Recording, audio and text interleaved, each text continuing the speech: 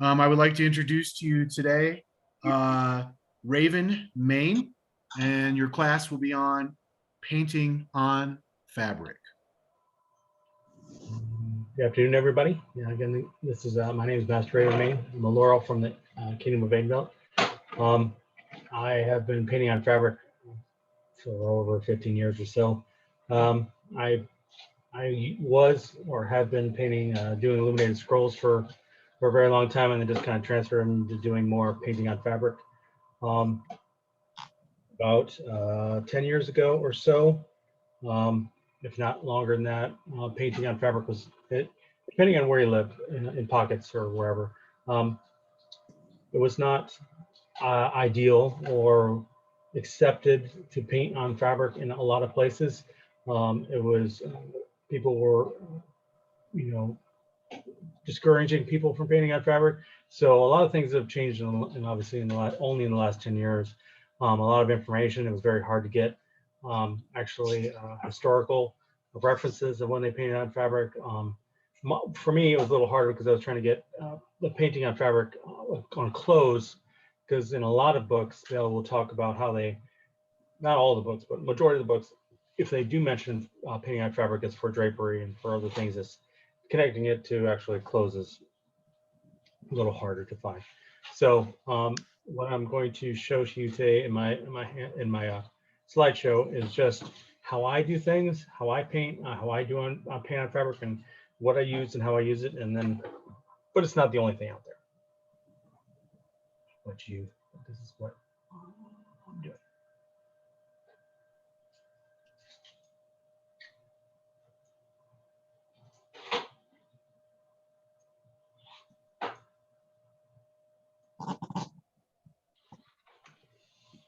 There's my email address. This is going to be on my handout too. Hopefully we'll get that in the chat. If you didn't, it's also on the schedule. So, so if you have any questions about anything that I'm doing or specifics or something that you missed in the class, feel free to email me or message me on Facebook. I paint fabric all day long. That's what I do. It's, I guess, my job now. I'm permanently disabled, so I've been painting. I just paint all day, and I have 3 commissions right now sitting on my table. So I'm taking this to get me to do what I'm always wanting what to do. So I paint on fabric all day long, every day. So these are the supplies. Now again, the supplies and the paint has changed. I did want to mention that. I ran into, which surprised me, which shouldn't have surprised me, since the pandemic currently that happened, at least 4 or 5 months ago. I was trying to get just a color paint and found out that no one had it, and no one local had it. It wasn't on Amazon, and I found out the plant that made the paint, the production plant, actually shut down because of COVID. So since I don't really mix my acrylic paints, I had to figure out how to wait for them to start back up and start making more paint. So it was really weird. But so some of these some companies are now not around anymore or changed their names. So like everything else, COVID is kind of wreaked havoc. So I normally use a thing called Folk Art or Americana brands, but or Lumiere by Jacquard I use a lot. Jacquard doesn't need any textile medium, which for the beginning of my painting, I never used medium. I used what they suggested in the 70s, and that's just to add a little water to it to get the paint to soak in.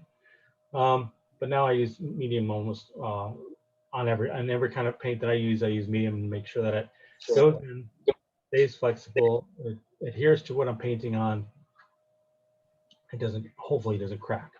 But Lumiere Jacquard has medium infused in it already, so it already has that flexibility when it dries. But it does need to be heat set, which not a lot of paints do. But read your instructions when paint you get. So some people use house paint, latex house paint. So there's actually fabric paint. There's a bunch of different avenues out there, mediums that you can use. So any of those should be able to work. Don't buy any textile medium that has a drying time on it.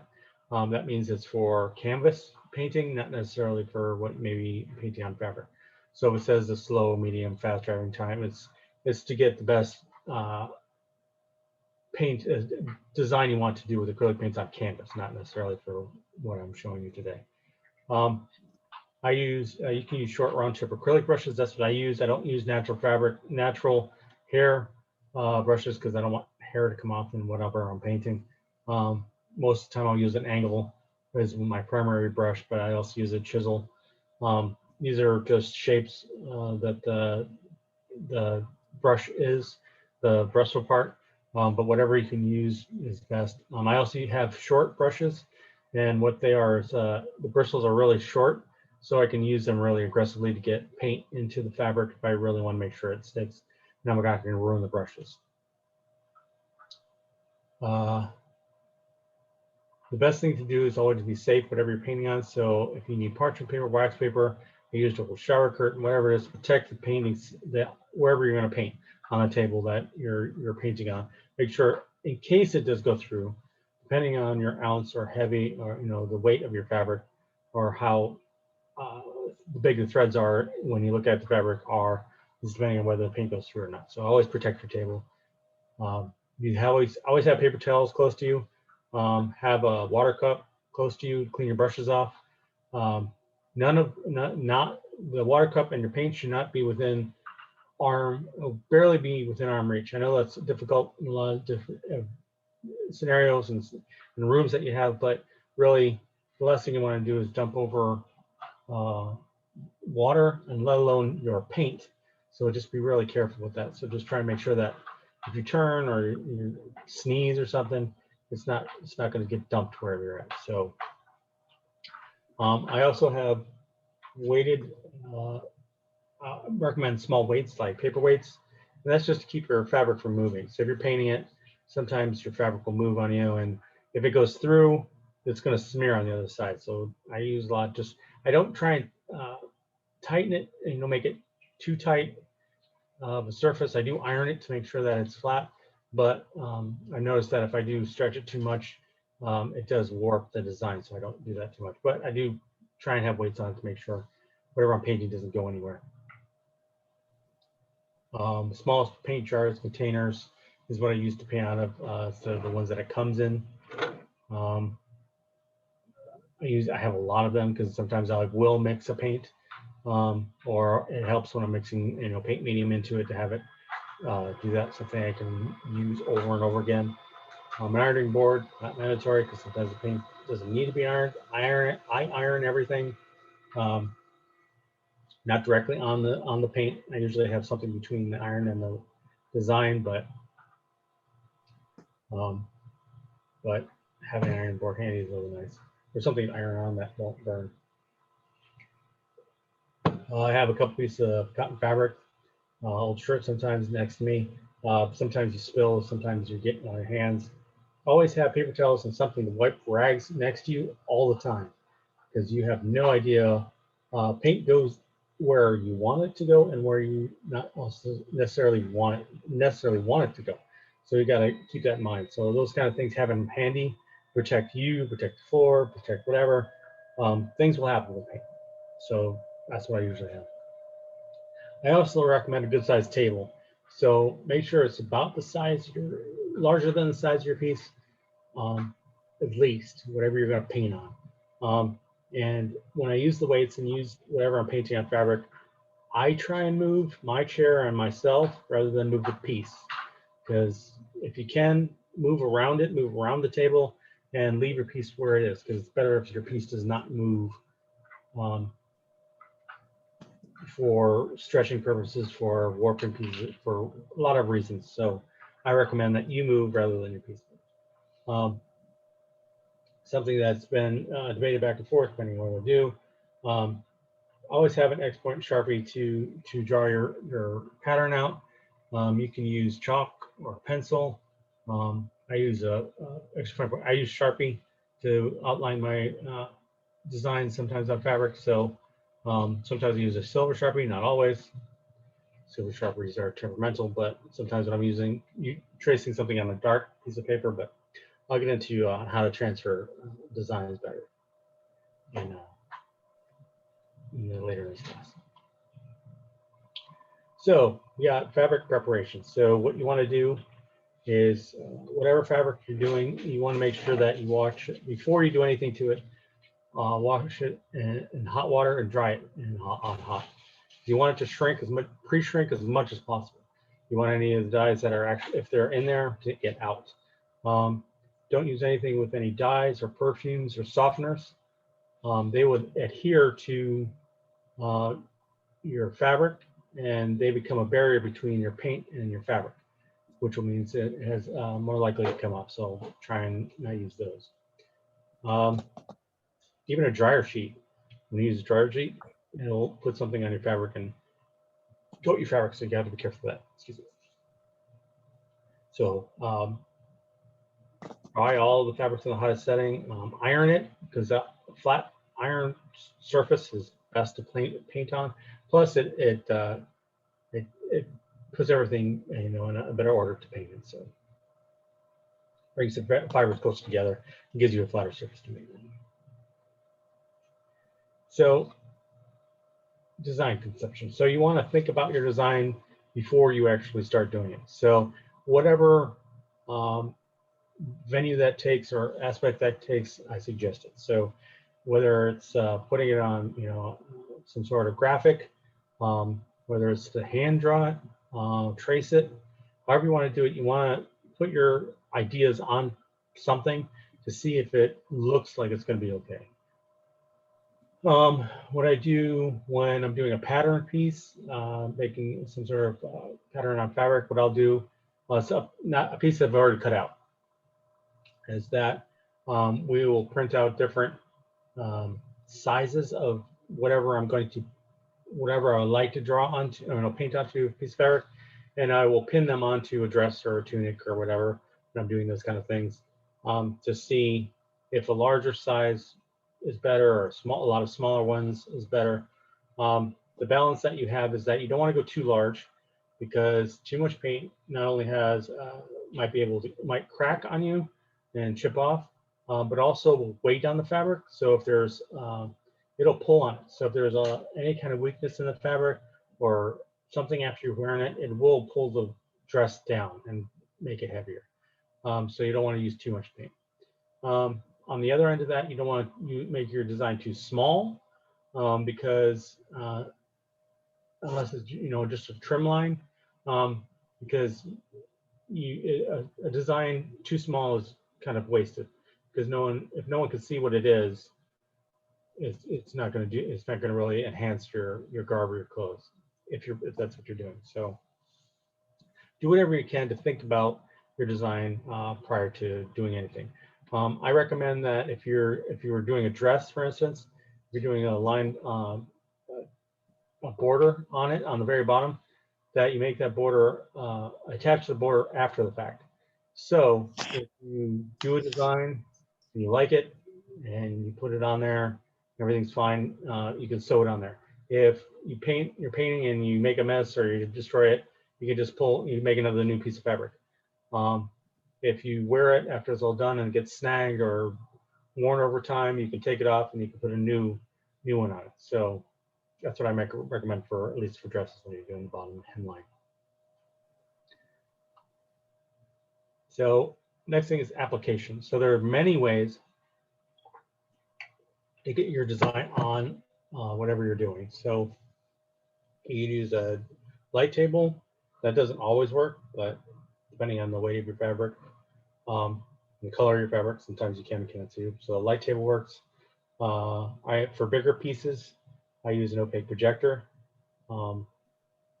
Depending on how big your piece is, some people do camp walls, so they hang it on their garage and put their opaque projector up there and trace out the lines for that to get your application on there. Stencils is the best way I use if I can make a stencil, especially if I'm doing a lot of the same design piece on everything. I'll make a stencil of it. You can make a stamp. Stamps also work, but that's a different process than just tracing and painting is what this is. So, one of the more historical ways is something that's used. It's called prick and pounce. or you can also do freehand if you want to. But Prick and Pounce is something that they use in a lot of different. They also use in embroidery when they're doing embroidery pieces, but you can use it for this purpose. Prick and Pounce is basically you're printing out a design, you're poking little holes along the line of the design, and then you're using maybe some chalk or something, and you're pouncing on top. And then what you should get is like in the far bottom right, you get basically your design roughly what it is, and then you go back over and line it later on. And the chalk should all come out. So yeah, make sure you test your fabric when it comes to chalk, because some chalk stains. So be careful about that. Not every, sometimes you have to figure out what chalk to use. You can buy professional Prick and Pounce kits, and they can be anywhere from $10 to a couple $100, and that's a professional pin and a professional pounce and everything else in chalk. So I just ground up chalk at my house and use a thumbtack. So it's all up to you. But however you can get your design on your fabric, go ahead and test it out first. Make sure you have it down before you actually do it on your piece that you want to work on. Paint application. Basically, this is kind of what you can lay down a base coat. I don't always do that, but you can if it helps you out. I'm not just laying down one piece of directly. I do a lot of shading, so it depends on how I'm going to do it. So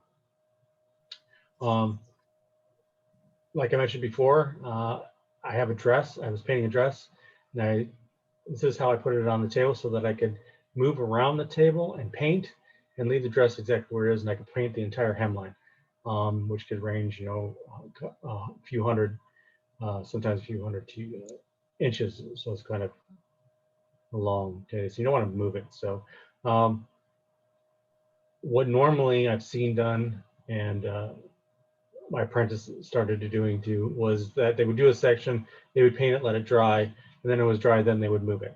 Sometimes space, you don't have the space to do this kind of thing, but if you can, put all of it out on one piece of table where you're at, and like I mentioned, just go around it. So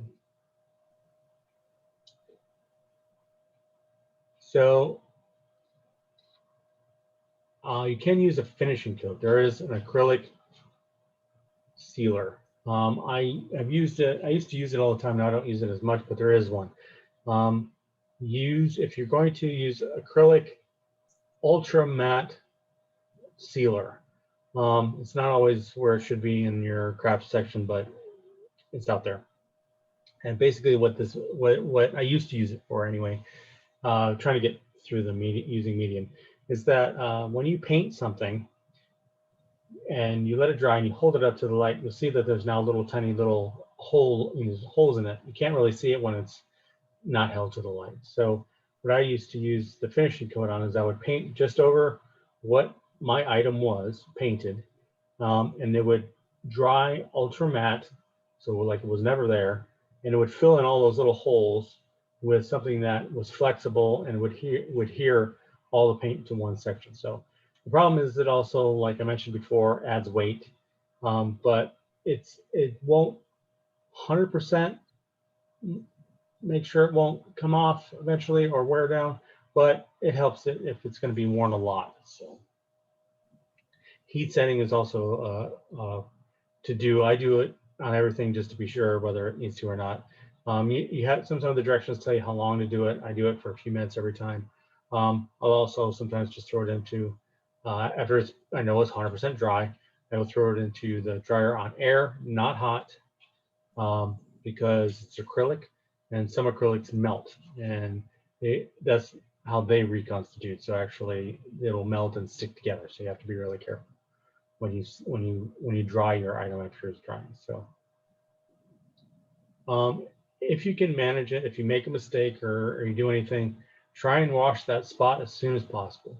I mean, like immediately, not eventually, because as soon as it hits in a spot you don't want it, it's gonna be there. So even a stain of the mark is gonna be there if you get the paint out.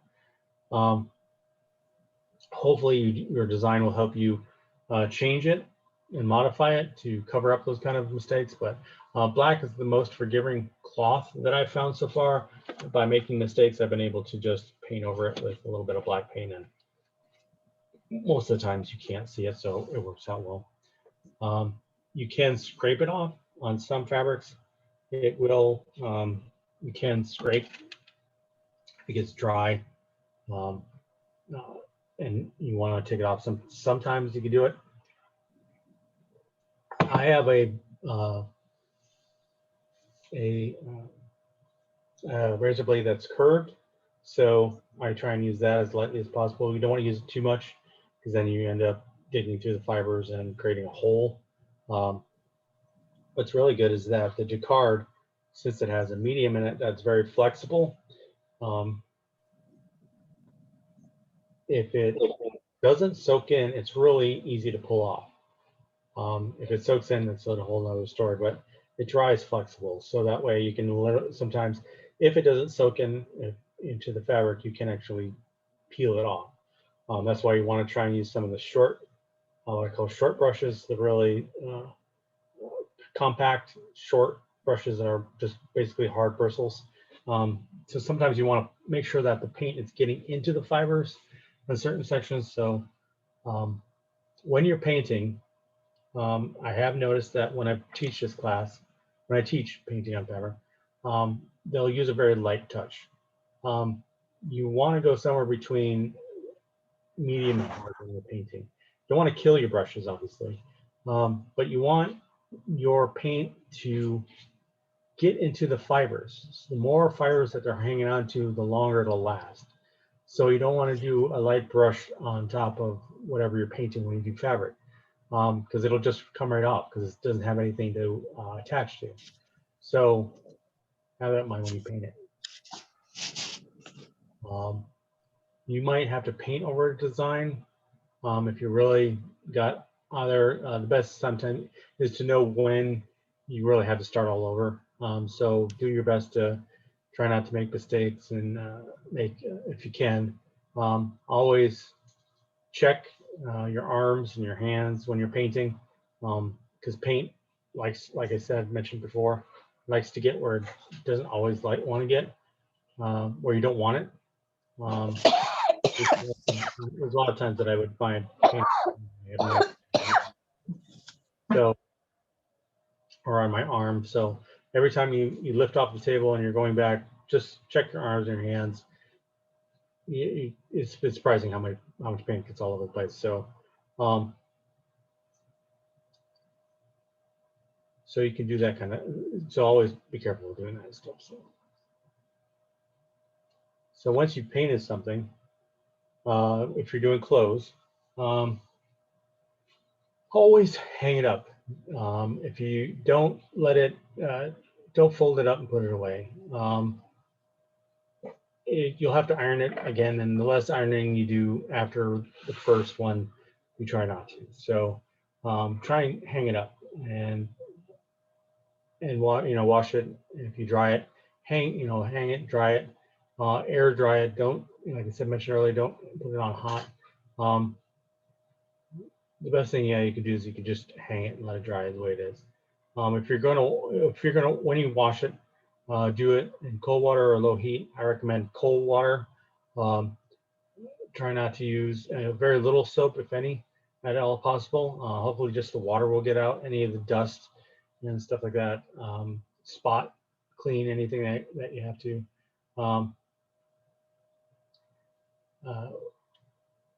Like I mentioned earlier, when you're ironing, don't directly iron the paint. The paint, again, is acrylic, and not all paints, but if your iron gets too hot, it will melt and it'll come up on your iron, and then wherever you put your iron from there on out.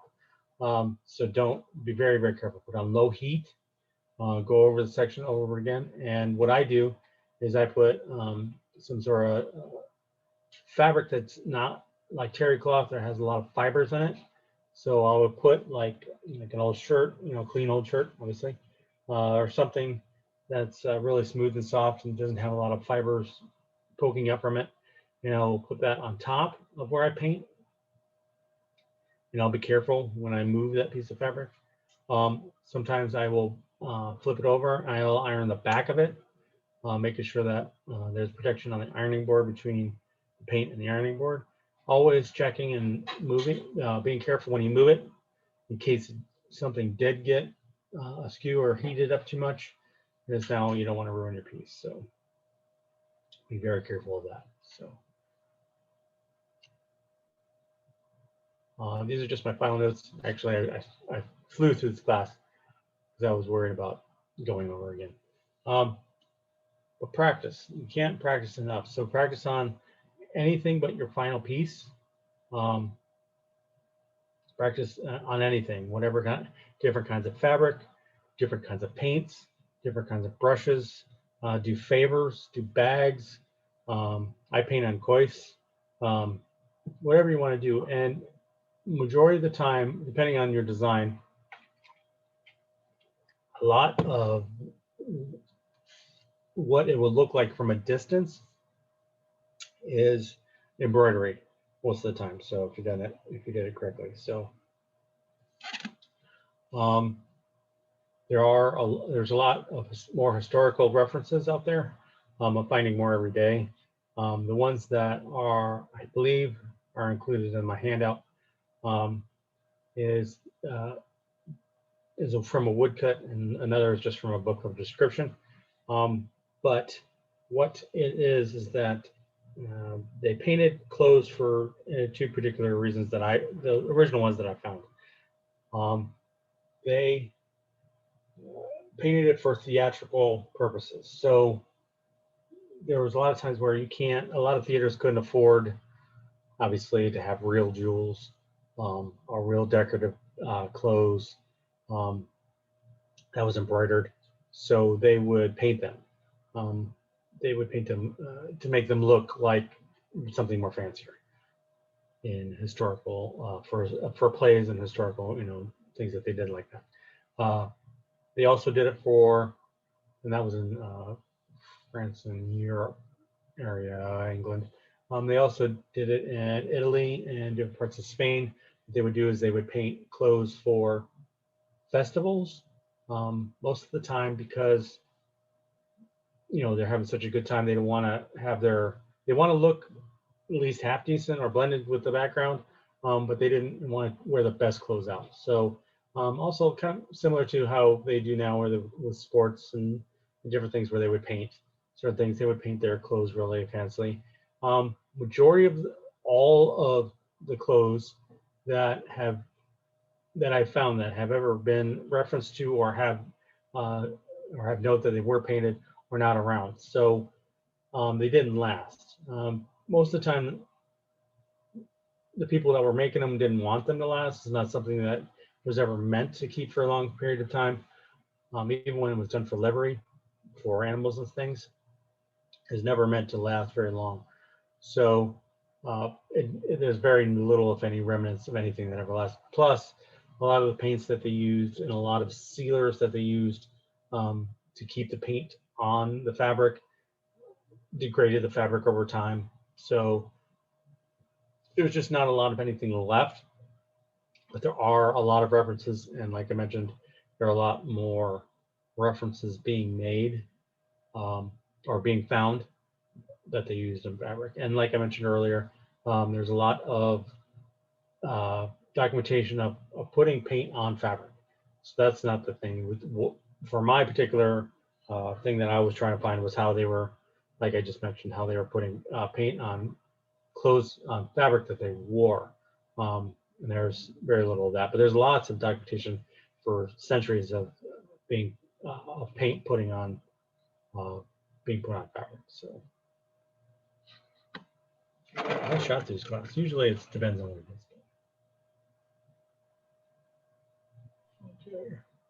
is. And of course, if people have questions, you can unmute if Raven's cool with that, and ask away.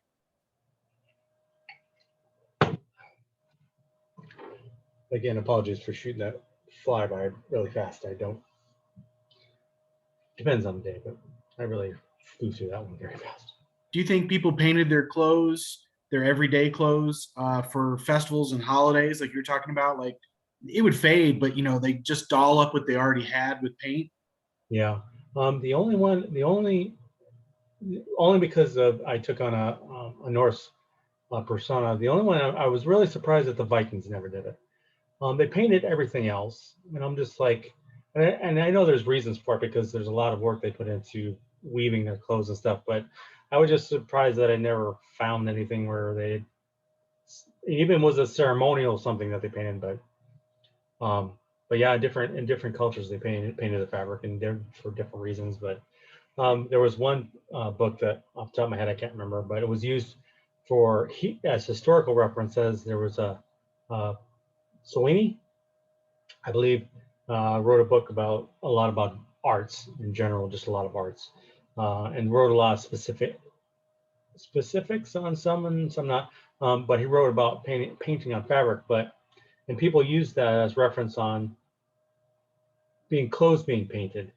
And I looked at the paragraph, and it talks a lot about how they put paint on fabric, and then they talk about the fabric, and then they kind of reference that there was fabric that was cut to be worn, but there's no. You can make the leap that they did it, but there was no. It was kind of reference like hinted at, but it never actually was mentioned. But there are, like I said, in the last couple of years now, they're actually finding more documentation, but I don't think they've ever found that I know of. They never found actually any remnants of actual clothes that were. I think they found livery that's been painted or whatever, but a lot of shields. And some of the shields have fabric between the shields and the paint, so it's getting better. The one person I always reference is a lady. She's now a mistress, but she was. Can't just forget. I think she's in Chimeras. She's the one that I kind of. She's my kind of inspiration about a lot of stuff because she's been doing painting on fabric since the 70s, I think she said. So, and she did it because she was. I think she said she was painting her house, and she realized the paint was not coming out of her clothes, and she thought, well, if I could paint a really cool design on a dress, it would work. And she still has those dresses to this day, and she's the only thing that proves my point wrong about adding paint to dress. It's heavy, and she only has to touch it up once in a while. But she used there's a specific kind, but it's a latex house paint, and she made huge designs with gems and all kinds of things on her dress, and it was just amazing. But she'll bring it out every once in a while and show people, and it's hard to believe that it's painted. So, but I paint full achievement banners all day. That's kind of what I do all day long when I'm not painting. Well, I have my apprentice painting clothes now, but I paint full achievement banners all day long. Luckily for me, I get to do that. But I have a question in regards to the cleaning of the fabric. Do you recommend scouring the fabric as well? if you make a mistake, you mean? No. When you're preparing, you said wash it in unscented or no things, but what about scouring? Because scouring, it gets all the oils and any type of sizing or anything that's in fabric. Yeah, it should work. I've never done that, but I'm pretty sure whatever it takes to get out, make sure it's as natural as possible. The only thing that I don't think off the top of my head, I have not tried is painting anything that I have dyed. So, but yeah, with natural fabric, with any kind of fabric, yeah, you want to try and get it out. Hopefully, you can do it with fabric. Also have to do, I recommend washing fabric like that, the way I recommended, no matter if you buy it or someone gives it to you, because you never know how long it's been sitting or what previous person washed it, if they washed it, and why they washed it in. So, but yeah, it sounds like that would work too. So anything Thank you. that shows natural fabric. Thank you. And I've never painted anything but natural fabric. So I have painted on silk, linen, and cotton mostly. But anything else, anything that stretches more is usually not ideal for painting on. So, but I know So not wool. Wool, I think it's just too fibrous. Not that I can think of, I've never even painted on wool, I don't think. Well, I know people, people who have, but I have not. So it also depends on how full it is. There are some wools that are really, it's not that are hard to believe are wools because they lay so flat and they're not full at all. So that might work. That should work as well. Hmm.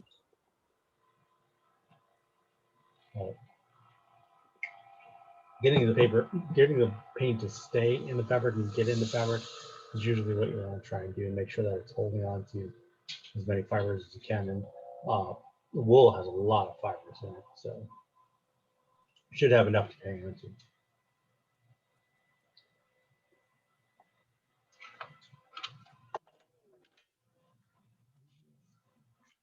Any other questions? Concerns? Anything?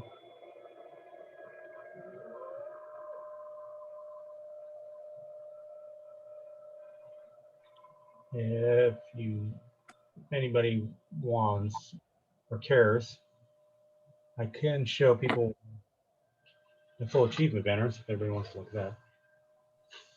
Yeah. Yes. See if I can do that. I will try. Obviously I painted clothes, fabric, everything else. So let me see if I can get this. Come on.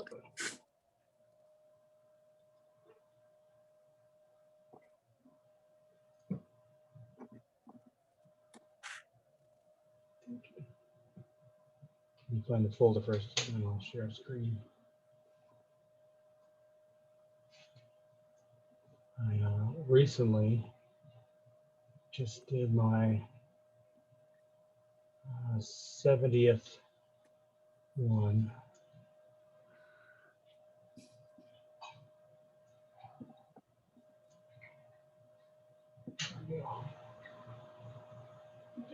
Since we have time, a little bit of time.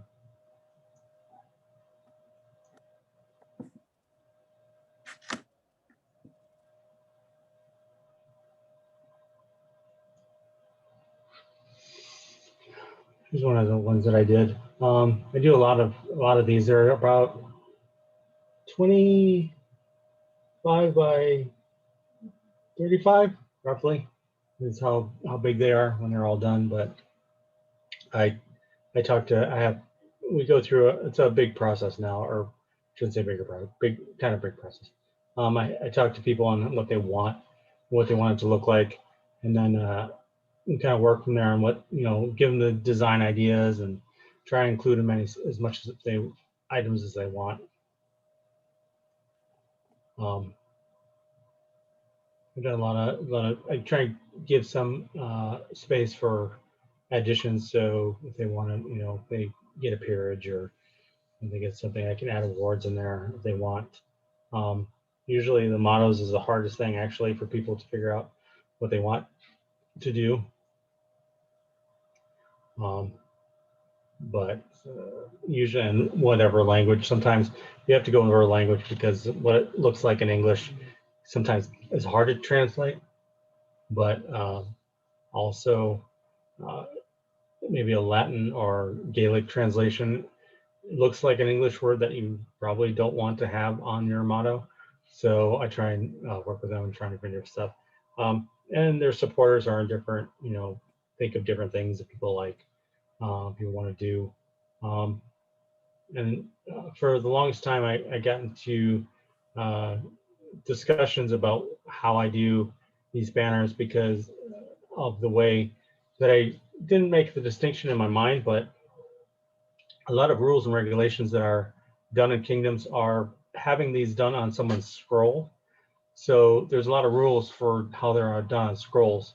For doing them other places, there's not as many rules about them. So that's where the distinction is. So some kingdoms don't let you have, every kingdom's different. Either they have a full manual of what you can have as a full achievement, and then there's others that have nothing. So they, some kingdoms don't care. You can do whatever you want. So you have to check out, when I do these, I have to check on what their area is, and if any. So far, someone told me that no matter what, no one's going to say anything. So hopefully I make it look good enough that it doesn't have a problem. But I also try not to do, make it too busy, and try to make it look aesthetically pleasing as much as I can. So there's a kind of a line that I don't cross. I also, for every banner I do, I usually leave the shield as close to heraldically being passed as possible. What I mean is I don't do any shading to it on it, actually.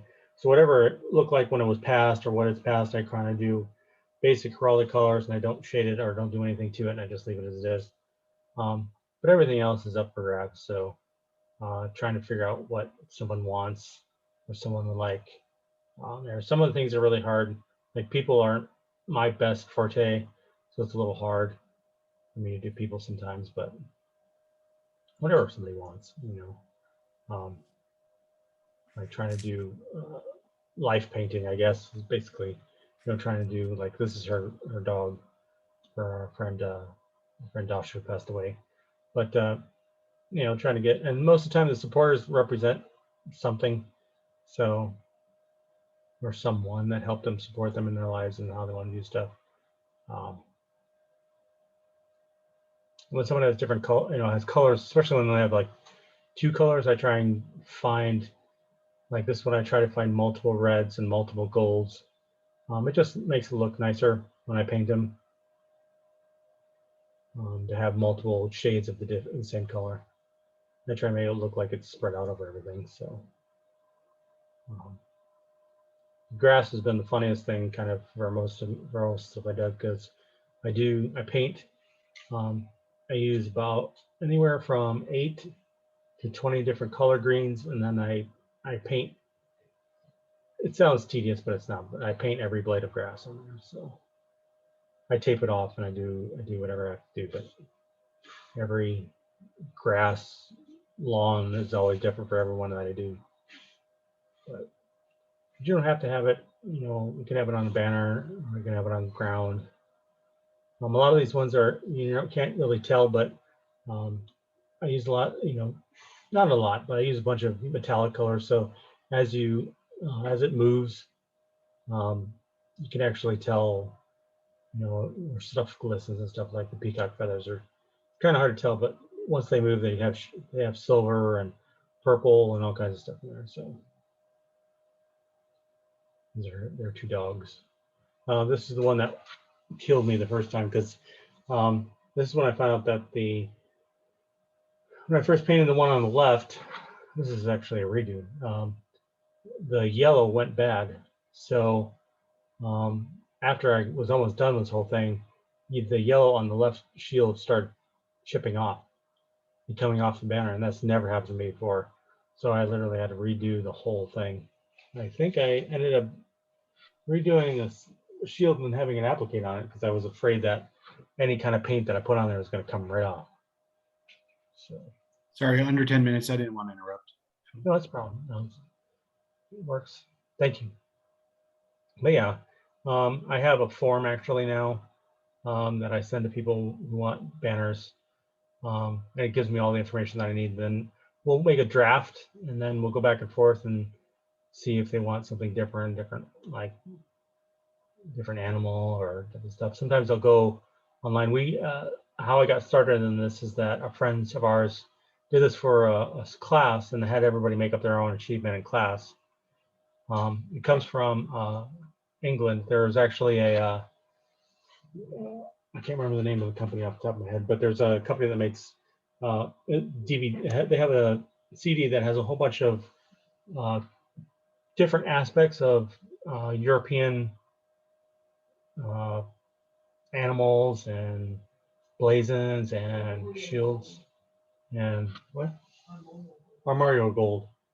They have tons of this kind of information. We kind of get so I use some of them, but some of them like their monkeys and their cats are heraldically correct, but historically correct, but they look horrible. So like a ferret and stuff. So sometimes I'll look for a design that actually is better on the internet. This one, sometimes I don't do it in forethought, I don't think about it, but sometimes if it happens, sometimes I'll put what I call Easter eggs in there. I give this to this lady who got her laurel, and I said, did you notice anything that's kind of funny about this? Because she's very into farming and stuff. And what I did is I put a little chip out of there to make it look like the goat ate the shield. So just something that I didn't tell anybody about, and I let her find it herself. So, but yeah, everything's got a little bit of personalized, and I transferred in my mind. I went from scrolls to painting banners because I love scrolls. I love doing scrolls, but most of the time you only see them briefly, maybe a photograph of them, and then it goes on someone's wall, and then you really don't get to see the person unless you know that person who got the award or anything. So I made banners because I thought this actually shows somebody's individual, about that person, and you could take these out to events or camping events, whatever you want to do, and show them off, and maybe a feast or something. So, and I do a lot of shading on a lot of different things. So that's one of the things that I'm just now finding out that they actually did a lot of shading on full achievements, but not a whole lot. But they have. I used to say they couldn't find any, but in one of my last classes, I did find someone that did it. So.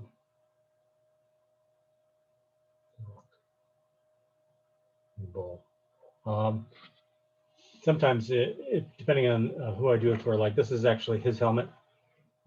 So he fights in, and his lady has something similar. So luckily, sometimes I get to actually paint something that like that. Well, other than animals and different stuff like that. So that's one of the first ones I ever did. So you could do it on clouds, birds, and then tigers. You can do it in grass and stone and plate, whatever, but I try and work with them on everything. And I try and build it up so that I'm painting 2 to 4 at a time, and I have 2 to 4 that are waiting to be done. So I'm actually racing, and not to get too personal, but I'm kind of racing in time because I was diagnosed with MS a little over 10 years ago. And I'm getting to a point where I may not be able to do this forever. So my goal that I set earlier this year is I'm going to try and get to 100. So I'm going to try and paint at least 100 of these before, at least 100 before, this is one of the things I was talking about earlier. Yeah, I don't have a picture of it, but there's a heraldic cat and a heraldic monkey, and they're horrible. It looks like, a wet rat and a beat up ferret. So I found a better cat, and I found a monkey that I liked, and I used them instead because heraldic ones weren't so great. So I'll do this for another 2 minutes, and then I'll probably let it go. But these are the ones that I've been doing. All the ones that I get to, and because of my disability, this is what I kind of do every day, all day long. If I don't spill paint or make messes or whatever else.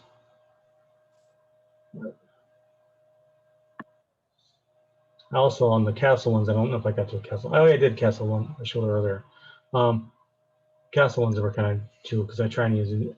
I think I have 10 different grays, and I try and use them on different stones to make them different types of stuff. Well, that pelican was holding a sun.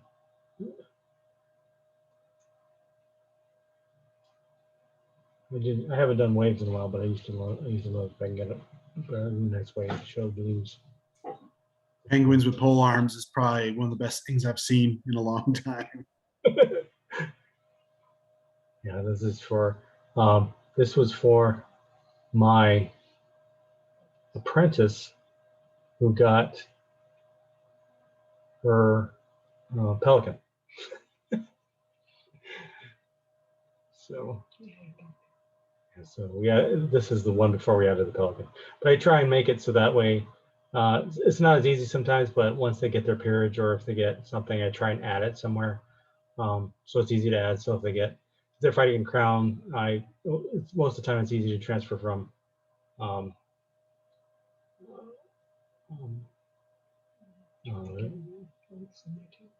from adding from like a count to Duke is usually pretty easy and back and forth. But that's all. That's a great body of work, brother. That's a great Thank you. body of work. Thank you. You'll get to that 100. I like it. Yeah, I'm trying. I'll stop the recording for now. Raven, thank you very much. This has been a great class, and I'll get it posted. Thank you very much. Oh, is it going to be? Can you get it from the college? I believe it will be posted either to YouTube or the college. There'll probably be some links. I'm not sure exactly. Okay, I'll go look for it.